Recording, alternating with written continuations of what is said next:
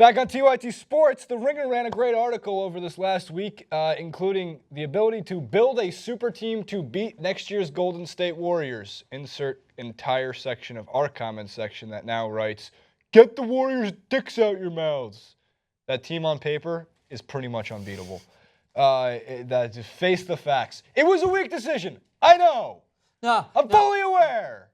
I hate that we've only got 6 minutes to do this. I've been in Mexico chomping at whatever I could to try and talk about basketball. Here's what you missed. It's weak, but it's smart. End of discussion. Of course it's weak, a smart decision. but smart. He wants to win a championship. He's going to go to a team to win it. A locked-in LeBron James beat the best ever regular season team.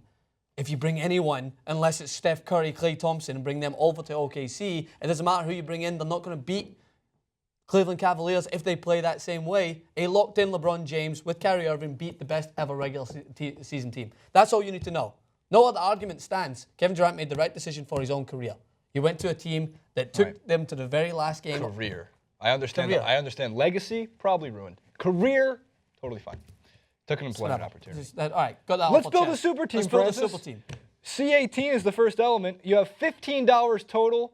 You have to put together the team. There's only one $7 player on the list, and that is LeBron James. Let's go to the $5 players. Next, LaBoogie Aldridge, DeMarcus Cousins, Anthony Davis, Blake Griffin, James Harden, Kawhi Leonard, Chris Paul, and Russell Westbrook. We move to the $4 players. Melo, no.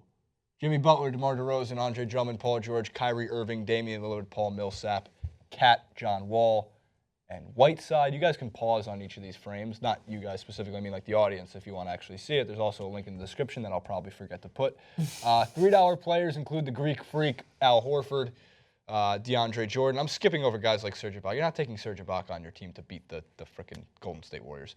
Dwayne Wade, Isaiah Thomas, Andrew Wiggins. $2 players, even longer of a list, but includes the likes of Mike Conley, Pau Gasol, Brooke Lopez for $2. Porzingis, Chandler Parsons for $2. If you get Chandler Parsons for $2, imagine how you feel if you're the Memphis Grizzlies who gave him like $94 million. Kemba Walker, and then $1 players is literally everybody else. So, I think there's a very logical way to do this.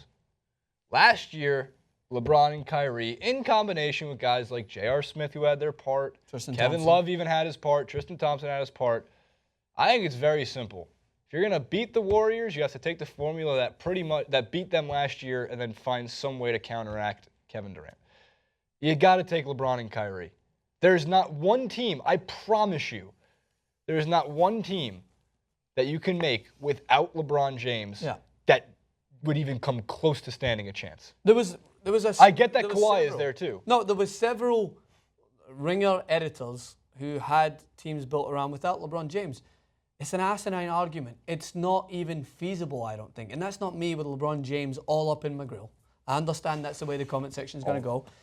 Like, do I need to say this again? Like, a locked-in LeBron James can beat the best ever regular season team we've ever seen. They broke the record. They're not just suddenly the second best team because, they lost in the series. Like, he doesn't just discard everything that they did through the regular season. They're a phenomenal team with some of the best outside shooters we've ever seen in the NBA. But a locked-in LeBron James, you have to have him if you're making this team. Yes, add Kevin Durant in there. It's going to add a different dynamic. It's going to make them even more unbeatable. But in order to even give yourself a chance, you have to have LeBron James. No other team would stand a chance. LeBron James has to be in, and I do agree I would pick Kyrie Irving next. So that takes us to $11. So can we go to the $2 players because we can afford one $2 player and then two $1 players. And then two $1 players. So can we get this would be 22. Out of these guys, oh Jesus Christ.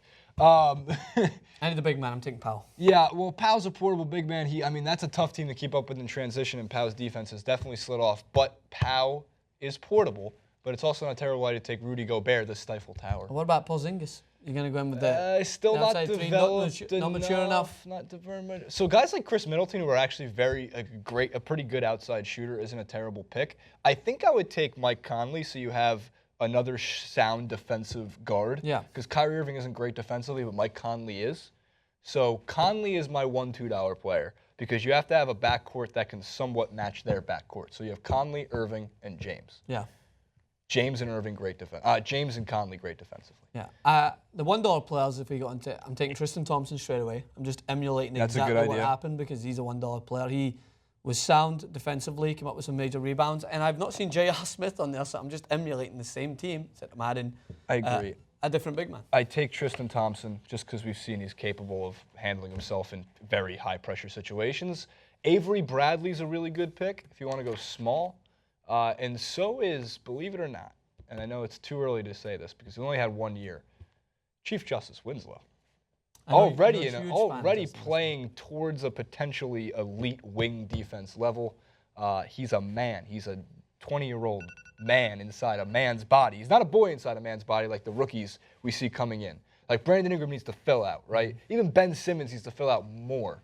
He's NBA-ready body, but more. Justice Winslow looks enormous if you've seen him at Summer League. So here's the other point. For an alternative, you get LeBron James and you bring in Kawhi Leonard. A great scorer, but you're at $12 then. Yeah, so $12. So then you have to build players. So you have to build 3 $1 players. Tristan, JR, Avery Bradley, so you have a bunch of shooters. And and it's funny because this just shows the dominance of this team when you're building your team around which player can play two-way. Like you have to have two-way guard, you have to have a two-way shooter. You have to have Scalabrine. Retired Paul Pierce. Out of retirement. Ray Allen back in. Ray Allen before he's back in, coming back in. Do we take Ray Allen? What price are we getting Ray Allen at? 50 cents. 50 cents? You can have 50 Cent and you can have Ray Allen. Interesting. But again, I think the overarching point from both of us is build your teams in the comments. Please do. Please try. But if anyone puts their team without LeBron James, the big one is the Westbrook Kawhi Leonard team. Kevin Durant and Russell Westbrook didn't beat the. That's my whole point is that the KD and so Westbrook silly. one didn't beat the. I don't know, Jay. It just frustrates me because I watched the comment section in your Kevin Durant clip, and I agreed with every point. And that's why I wanted to do a Facebook Live because I am a little different because I've seen this move happen so many times. Well, in you football. have the football. Suarez moves from such a close team in Liverpool, going on to just obtain greatness, moves to Barcelona because that's what he wants in his career. People are talking about the clip that we did on the gentleman on Colin Coward. Yeah, he could screw over the Warriors and do all this and that. That was the other option in order for Kevin Durant to win a title would to be go forward and sabotage your main opponent. No, that would be a tainted title if you're going to talk about anything that's tainted. Sticking with OKC but then disrupting the opponent just to try and weaken them to win an NBA title. No, go into a team that, is the best team on paper in the NBA. For his career, might seem weak, but the guy wants a ring. Doesn't want to be one of the best players not to have a ring. And there's simply put, the way the NBA is formatted at the moment, there's no other way that he could do it. I don't think you bring in bigger, better players to OKC, but how much better a team could they possibly put together that could beat Golden State and then beat a locked-in LeBron James? That's what Bosch was saying on Simmons' show. I'll wrap up with this. He was like, how many times could you get so close? Like, what people don't seem to realize is that getting there so many times, being in that Western Conference Finals position, more so than almost any other team in the last 6-7 years. I think they've been there 4 times out of the last 6. And they won 1 to face the Heat, and they lost to the Heat in 2012. And they should have won that finals. The 2012 Heat? Yeah, LeBron, but people also forget what happened. LeBron locked down Kevin Durant badly. That was great defense on KD, but KD has the ability to play better offense. Example like that, the opposite, Klay Thompson played great defense on Kyrie Irving. Kyrie Irving played better offense. You don't have to be a fucking wizard to analyze that one. It takes. He was making his Kobe shots. In order to go down in history as a great player who happened to obtain the biggest accolade, is a hard thing to do when there is one of the greatest ever players playing the game locked in with a great team built around him now with Kyrie Irving. I've said this so many times. Kevin Durant does not give a shit if you think his legacy is ruined. He really, really doesn't. If he gave a shit, it would have given more. If he gave a shit, it would have stayed. If he gave a shit, it would have tried to bring in other players. But he had at one point the best guard in the league, and I'm not talking about overall. When we went into the postseason, Russell Westbrook played out of his mind, almost doubled his shooting percentage from 3. Absurd. Like he played absurd, and they still couldn't win. Guy needs a break. Still weak though.